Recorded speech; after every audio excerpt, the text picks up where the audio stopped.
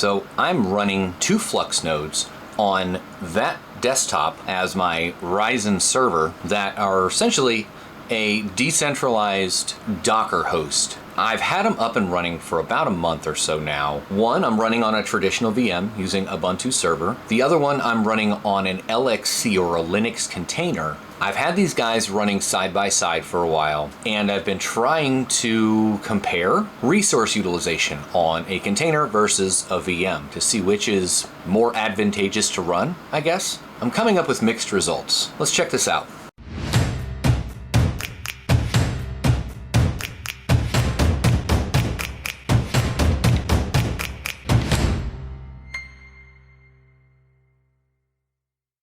So here is my Proxmox host, and I've got 2 Flux nodes here.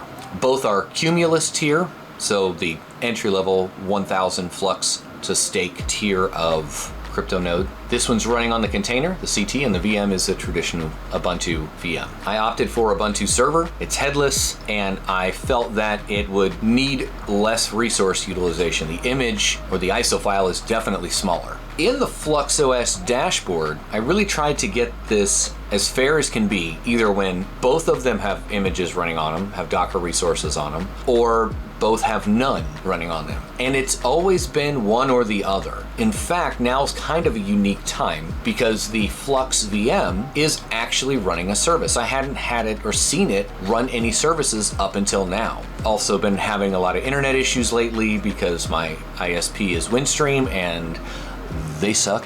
But let's look at what we have going on each node. This here is the Linux VM, and we're running a streamer broker node on here now. This is the Linux VM. The most recent service or Docker image that's run on this container was Space Pumpkin PG. I don't know what that is. If you know what that is, leave it in the comment below and let me know. Right now, it's not running any services. At the moment, we're comparing a Linux container that has no resources on it. It's just open and available. And it's currently using roughly 2% to 25% of CPU and almost 6 gigs of RAM in cache here. Hardly any storage, 75 gigs out of 225. And then the actual VM, which has a service running on it, is only using 3% of the compute. Almost all of the RAM is utilized currently, and it doesn't tell me how much storage is available because it's a static amount. It's not a ballooning disk. I just set it as static, 230 gig.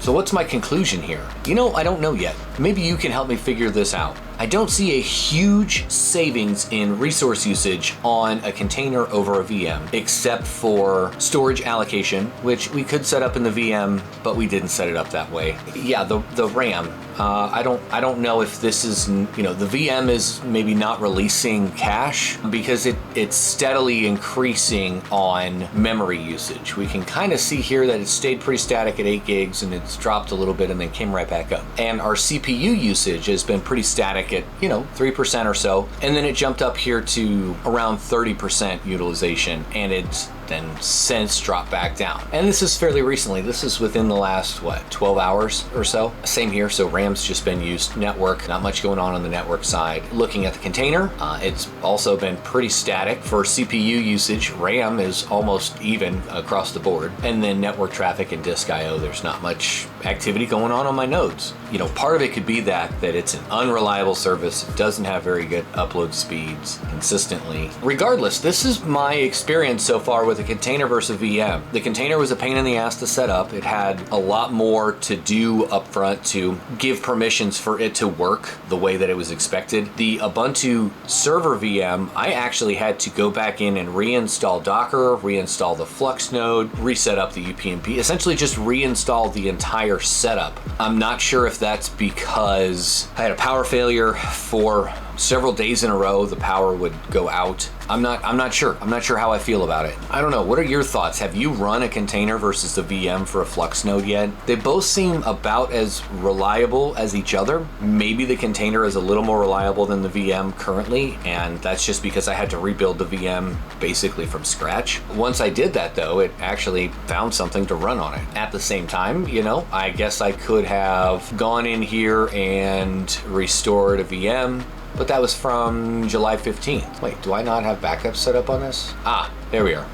Anyway, so yeah, I mean, I guess I could have restored from last known good state. So container versus VM, 6 of one, half dozen the other maybe. I do feel like the container is going to be a little bit less resource intensive. I mean, we can see here that it's releasing memory cache, so it's not using all of the memory that's assigned to it. The disk usage is elastic, so it can expand as needed, where the VM is just static, so 230 gigs is assigned to that VM, regardless of how much is used. Compute seems to be lower as well.